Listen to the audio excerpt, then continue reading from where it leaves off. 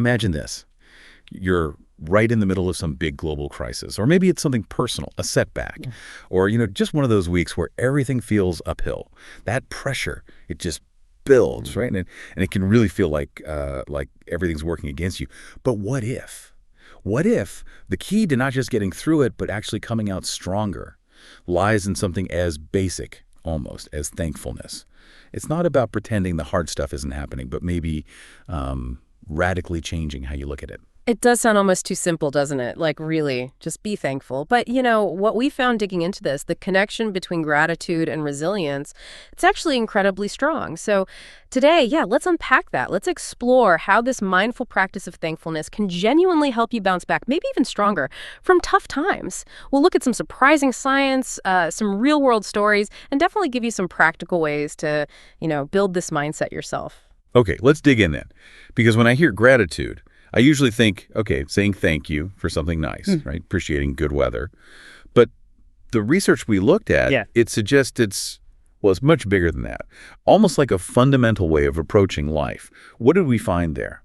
That's a really key point. Some older ideas, maybe call it positive psychology 1.0, they often focus just on chasing happiness, appreciating only the good stuff.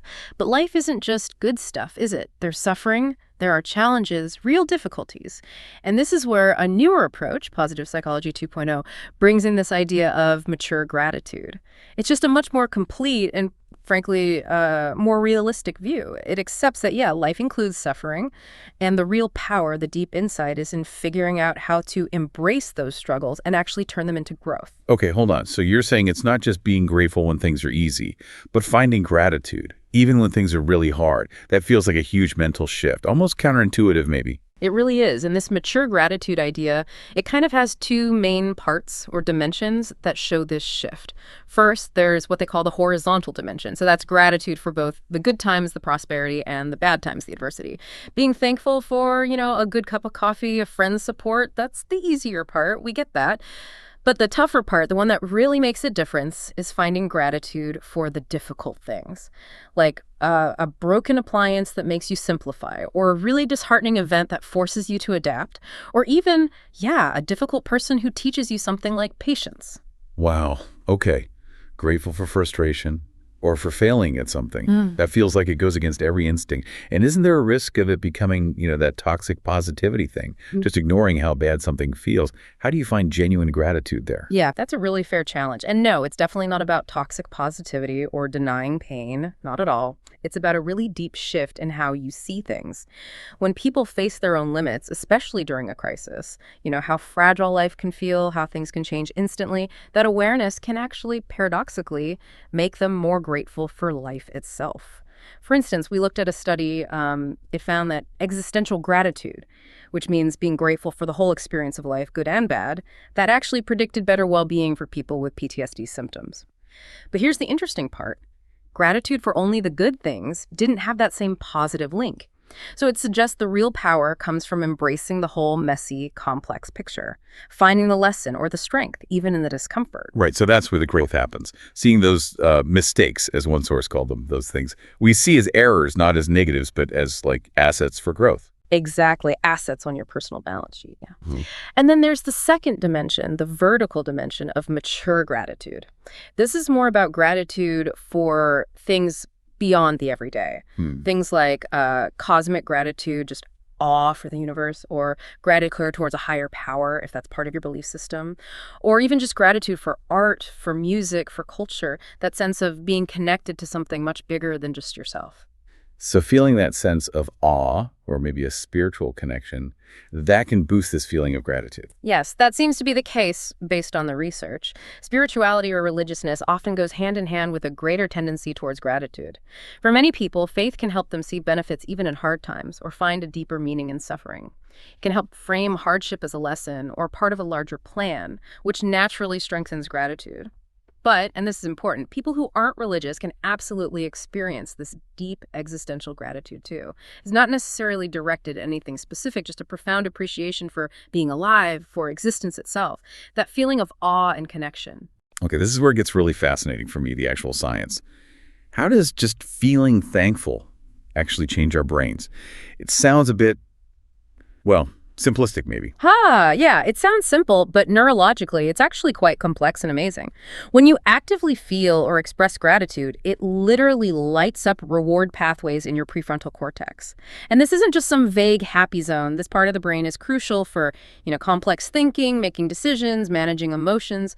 So when it gets activated by gratitude, it releases neurotransmitters like dopamine and serotonin, the feel-good chemicals. This isn't just a temporary lift. It's a direct chemical process where gratitude actively creates feelings of happiness, contentment, even calm. So you're saying practicing gratitude consistently actually physically rewires our brains, like building new pathways. Exactly right. Think of it like building a muscle. Every time you practice gratitude, you're strengthening the neural pathways that help you notice and focus on positive things. Over time, this literally changes how your brain defaults. You start to develop a more optimistic outlook almost automatically. Your decision-making can improve, and you get much better at regulating your emotions. It becomes this positive feedback loop. Your brain gets better at finding the good, which makes it easier to cope, which reinforces the gratitude. It almost makes optimism your go-to setting. And the ripple effects of this rewiring, like we saw in the sources, they seem huge, touching pretty much every part of well-being. Oh, absolutely. It's not just about feeling a bit happier in the moment.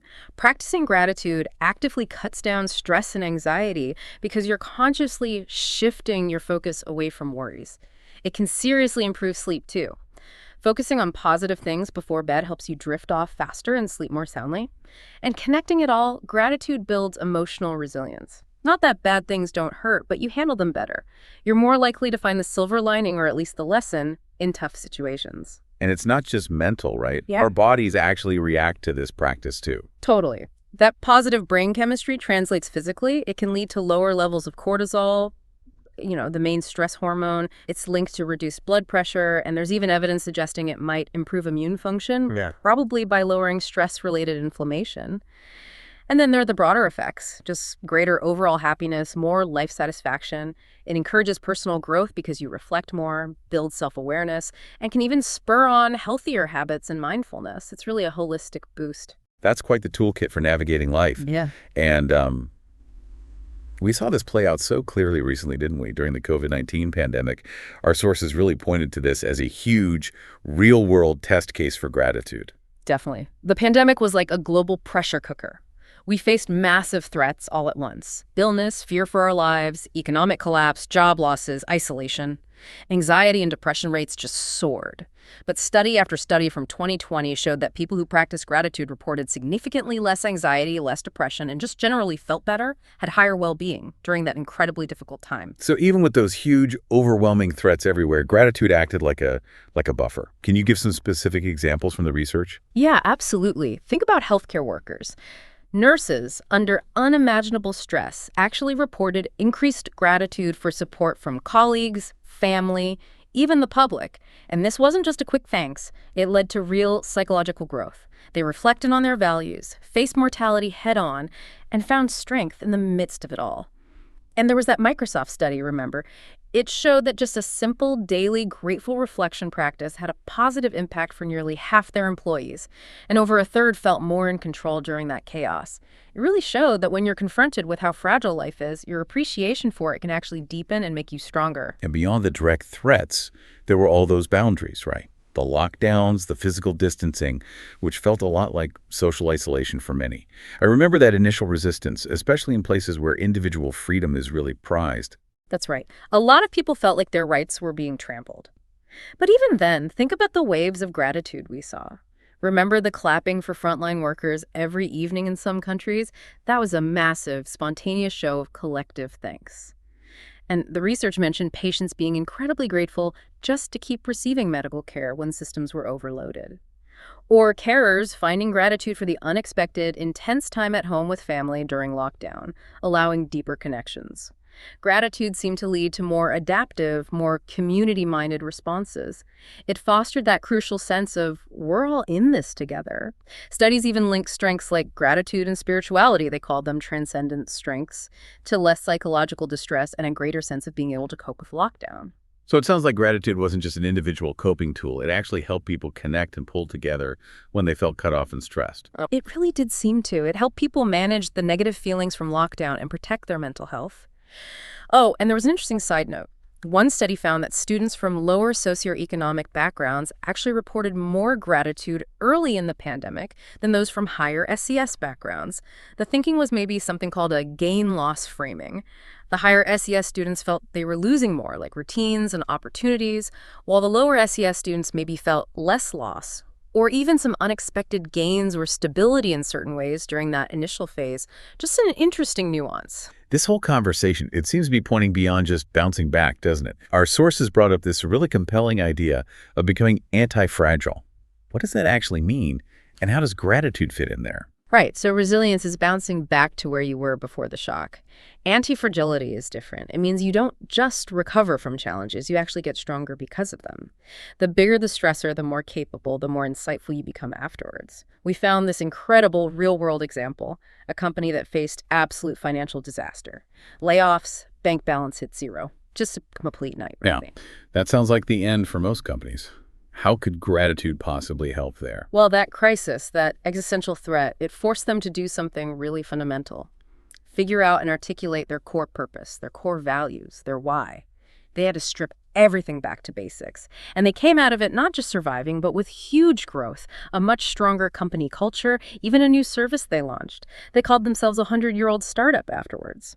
And the key was they learned to be grateful not just for eventually succeeding, but specifically for the failures, for the hardship itself. Because those mistakes gave them wisdom and strength, they couldn't have gotten any other way. Their motto became, "Obstacles make me stronger." That is such a powerful example.